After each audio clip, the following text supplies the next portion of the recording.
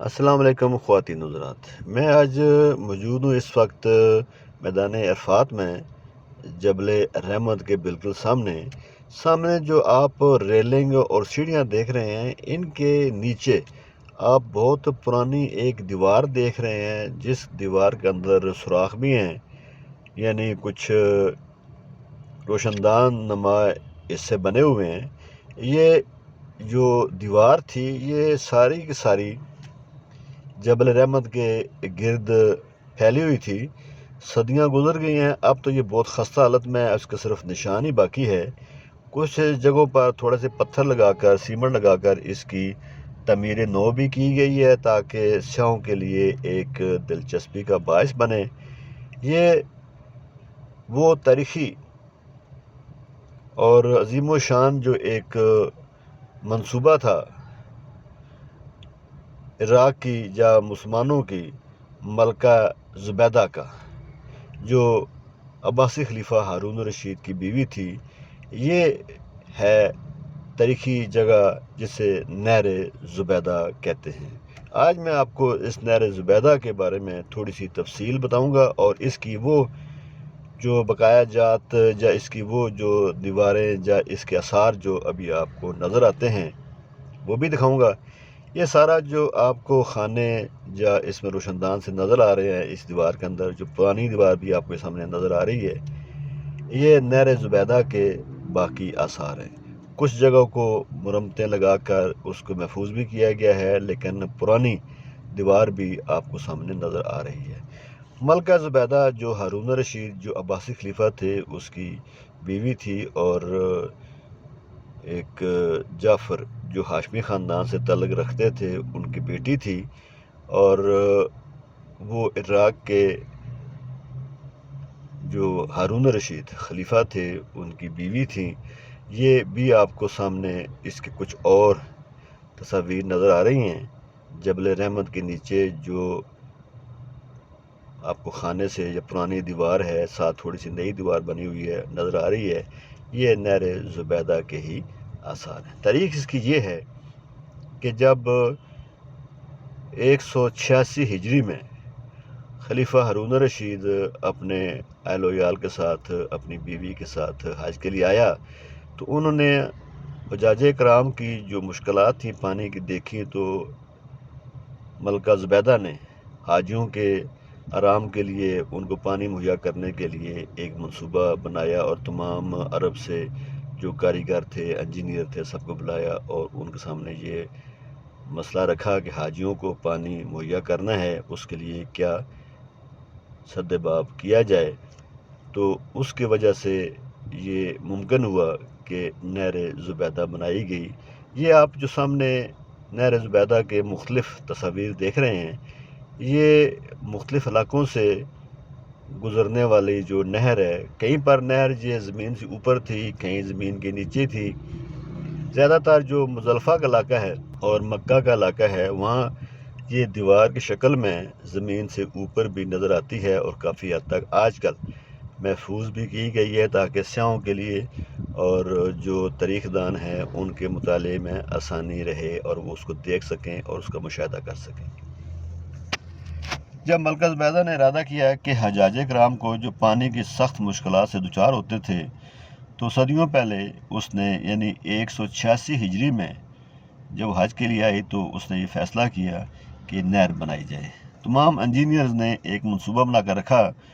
اور وادی حنین اور وادی نعمان جو کہ تقریباً 12-13 کلومیٹر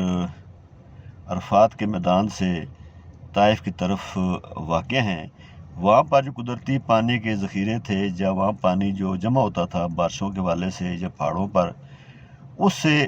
نہر بنانے کا منصوبہ بنایا گیا۔ یہ بھی سامنے جو آپ دیوار دیکھ رہے ہیں، یہ آج کل اس کو کچھ مرمتیں لگا کر محفوظ کیا گیا ہے، اندر نہر کا بھی حصہ رکھا گیا ہے۔ یہ اوپر سے پتھر لگا کر اس کو محفوظ بھی کیا گیا ہے، لیکن سارے آثار ہی ہیں۔ اب اس میں پانی تو نہیں ہے، لیکن یہ ہے کہ یہ سارا وہی سلسلہ جو ملکہ زبیدہ کے دور میں آج سے کوئی 1200 سال پہلے یہ سسٹم بنایا گیا تھا، تو اس کی وہ جگہیں جو باقی بچی تھی محفوظ کیا گیا ہے۔ یہ وادی نعمان سے، وادی نعمان اور وادی حنین جو کہ طائف کی طرف وادیاں ہیں، وہاں سے یہ عرفات کے پہاڑوں سے اور جبل رحمت کے پاس سے گزرتے ہوئے مزدلفہ اور مزدلفہ سے مینا تک جاتی تھی۔ مینا میں کافی حد تک پانی ذخیرہ کیا جاتا تھا اور اس سے بھی کچھ نہریں نکال کر مکہ تک پانی سپلائی کیا جاتا تھا۔ جی خواتین نظر آتا میرے پیچھے بھی جو جبل رحمت دیکھ رہے ہیں، یہ عرفات کے میدان کے درمیان واقع ہے۔ اس کے سامنے آپ کو جیسے پہلے بھی میں نے دکھایا ہے کہ وہ جو آپ کو نہر زبیدہ کے آثار نظر آ رہے ہیں،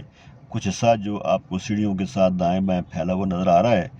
یہ نہر زبیدہ ہی کے آثار ہیں جو حجاج کرام آتے ہیں۔ اب یہاں پانی تو نہیں ہے لیکن اس کی زیارت کرتے ہیں اور اس تاریخی جگہ کو دیکھتے ہیں، اس کو محفوظ کرتے ہیں اور یہاں سیر بھی کرتے ہیں۔ جیسے میں نے پہلے بتا چکا ہوں کہ وادی نعمان اور وادی حنین سے جب نہر بنائی گئی تو پہاڑوں کے ساتھ ساتھ انجینئر نے اس کی کھدائی شروع کی اور اوپر سے بلندی سے پانی کے بہاؤ کا نیچے رخ رکھ کر یہ نہر بنائی گئی اور قدرتی طور پر پانی پہاڑوں سے نیچے میدان کی طرف آتا تھا، جو کہ عرفات کے میدان سے، مزدلفہ سے اور وہاں سے ہوتا ہوا مینا تک جاتا تھا۔ آج کل جو علاقہ عزیزیہ ہے وہاں پر یہ نہر جاتی تھی۔ اس کے بعد وہاں پر ایک تالاب تھا جہاں پانی ذخیرہ کیا جاتا تھا اور اس طرح سے ایک مزدلفہ میں بھی تالاب یا بڑا کنواں تھا، پانی ذخیرہ کیا جاتا تھا، حجاج وہاں سے پانی استعمال کرتے تھے۔ اس نہر کا آغاز 186 ہجری میں ملکہ زبیدہ کے حکم سے ہوا اور انجینئر نے کام شروع کر دیا اور تقریباً 10 سال کے عرصے میں یہ 196 ہجری میں مکمل ہوا اور حاجیوں کے لیے پانی کا بندوبست اس طرح سے ممکن بنایا گیا۔ کہا جاتا ہے کہ تقریباً 17 لاکھ دینار جو اس وقت کرنسی تھی اور وہ آج کل کے حساب سے تو اربوں روپے میں جاتی ہے، اس پر خرچ ہوئے تھے۔ اور جب انجینئرز نے یہ سارا ایسٹیمیٹ لگا کر ملکہ زبیدہ کے سامنے رکھا تو اس نے یہ کہہ کر یہ بات ختم کر دی کہ اگر ایک کھدال لگانے پر 1 دینار بھی خرچ ہو تو یہ کام کیا جائے اور حجاج کرام کے لیے پانی کا بندوبست کیا جائے۔ اور حجاج کرام کے لیے پانی کے اس بڑے عظیم منصوبے پر جو کہ جبل تاد یہاں سے وادی حنین شروع ہوتا ہے اور جبل کرا وہاں پر وادی نعمان ہے، وہاں سے جو پانی کے ذخیرے تھے، جب پانی وہاں جمع ہوتا تھا یعنی قدرتی پانی جو بارشوں کا یا اور چشموں کا پانی وہاں آتا تھا، وہاں سے یہ نہر بنائی گئی۔ اس نہر کو پہاڑوں کے اوپر سے تو ایسے بنایا گیا کہ وہ پہاڑوں کے ساتھ ساتھ آتی تھی، لیکن آگے جب میدانی علاقہ شروع ہوا یعنی عرفات کے پاس تو اس کو زیر زمین کھدائی کر کے بنایا گیا۔ کہا جاتا ہے کہ ان کی دیواروں کو جو پتھروں سے تھی اس کو چونے اور دوسرے قسم کی جو چپکانے والی چیزیں ہوتی تھیں ایسے ان کو بنایا گیا تھا کہ یہ اس دیواروں کے اندر پانی جذب نہ ہو سکے، اور کچھ حصہ جو عرفات کے پہلے تھا وہ زمین کے نیچے تھا، اوپر ان کی نشاندہی کے لیے کنواں نما حصے بنائے گئے تھے جو سامنے نظر آ رہے ہیں۔ وہاں سے پھر جب یہ وادی مزدلفہ سے پہلے عرفات کے میدان سے یہ پانی گزارا گیا تو یہ پہاڑ کے ساتھ ساتھ اس نہر کو بنایا گیا۔ اس جو نہر تھی پہاڑ کے ساتھ، اس کے اندر ایسے خانے بنائے گئے تھے کہ پانی اوپر سے پریشر سے آتا تھا اور یہاں پانی کو جب اس طرح سے خانوں سے جب آتا تھا تو ان کو کھولا جاتا تھا، حجاج کرام وہاں پر وضو کرنا یا نہانا یا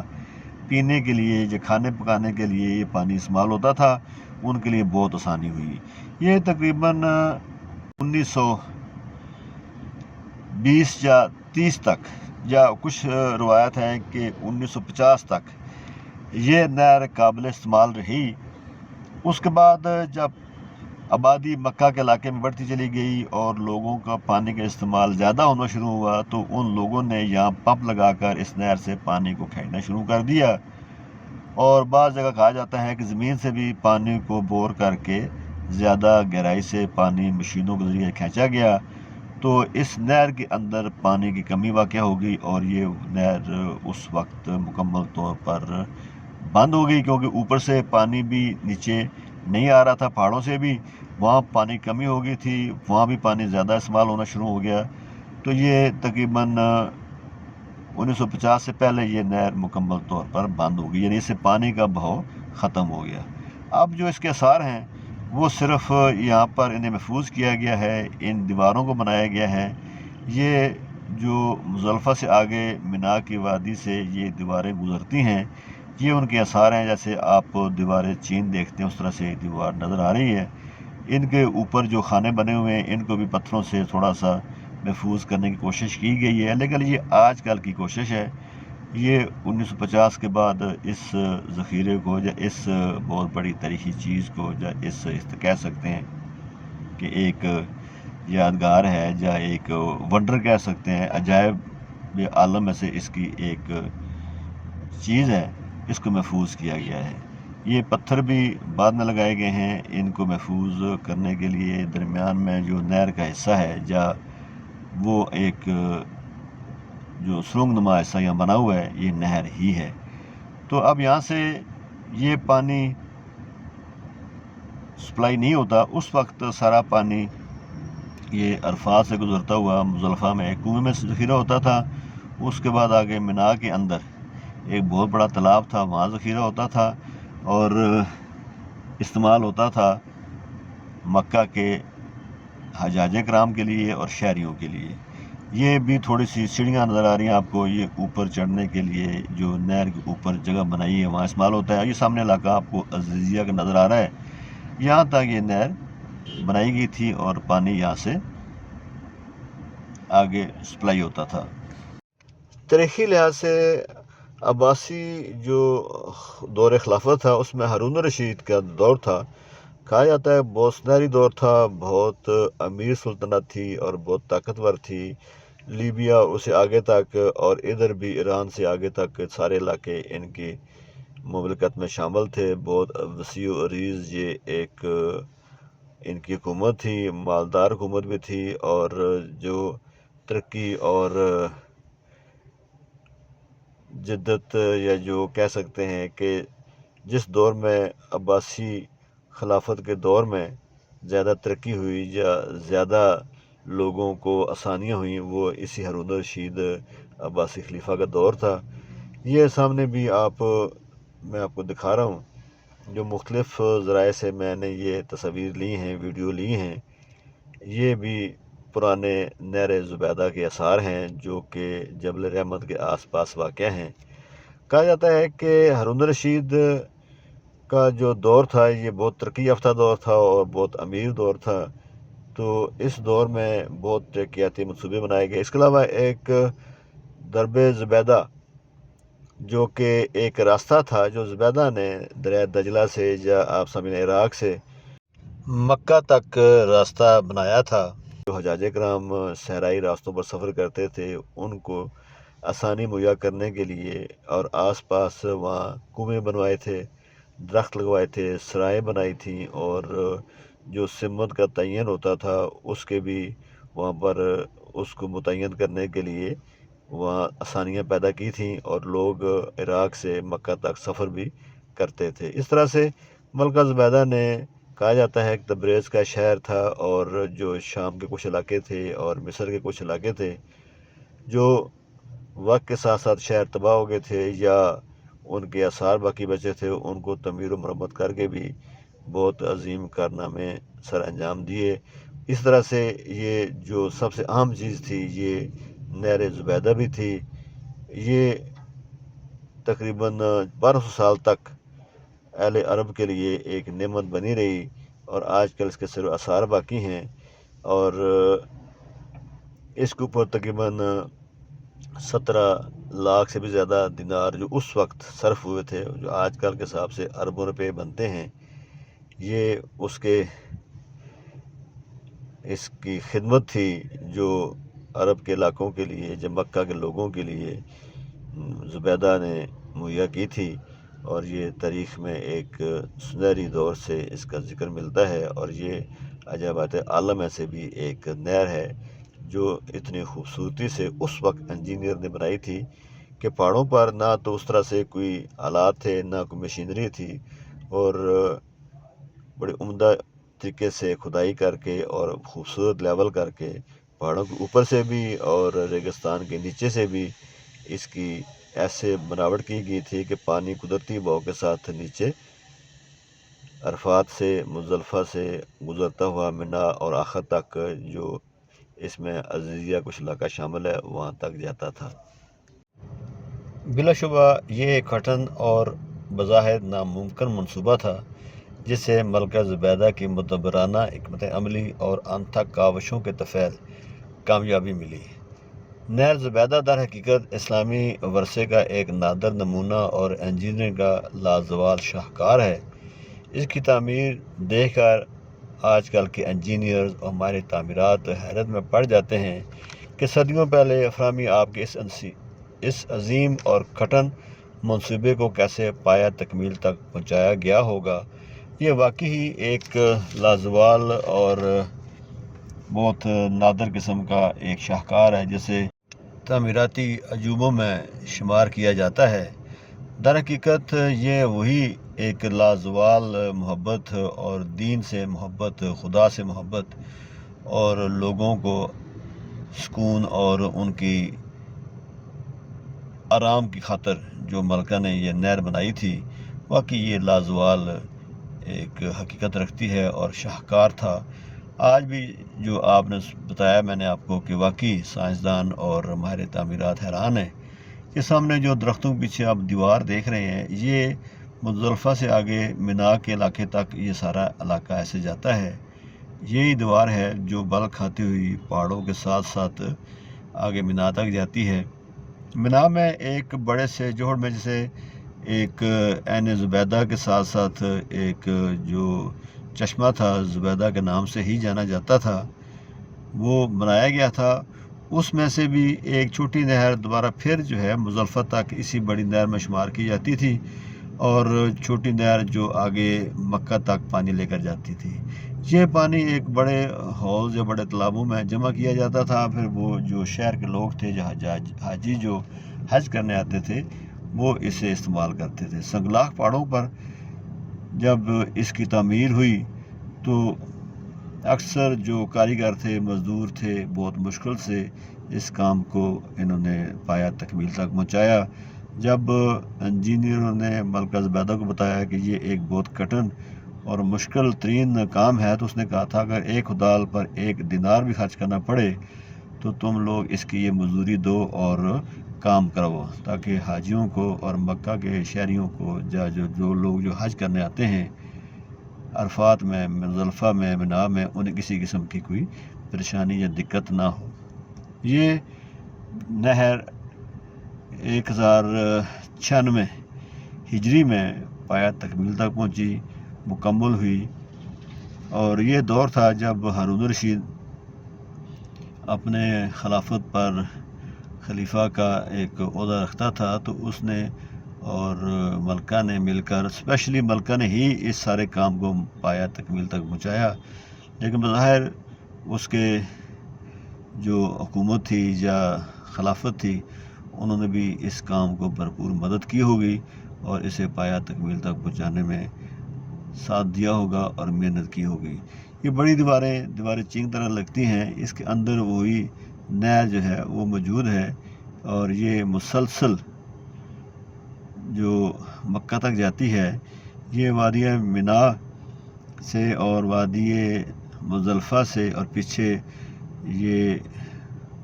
وادی حنین اسپیشلی اور وادی نعمان جو کہ طائف کے وادیوں کے ساتھ منسلک ہے، وہاں سے یہ تقریباً 35 سے 38 کلومیٹر کا سفر طے کرتے ہوئے یہ مکہ تک جاتی تھی۔ اس کی یہ جو حالت ہے اس کو دوبارہ یہ سعود خاندان کے پہلے دور حکومت سے اس کو تعمیر و مرمت سے گزارا جا رہا ہے تاکہ سیاحوں کے لیے ایک دلچسپی کا باعث رہے اور یہ ایک نہر کی نشانی بھی قائم رہے۔ حالانکہ اس میں سے پانی نہیں آتا، اور پانی تقریباً 1950 سے پہلے اس میں تھا جو بعد میں ختم ہو گیا، لیکن اب اس میں پانی نہ ہونے کے باوجود یہ دیواریں کھڑی ہیں اور اس کی عظمت کی گواہی دیتی ہیں کہ بہت بڑی نہر تھی۔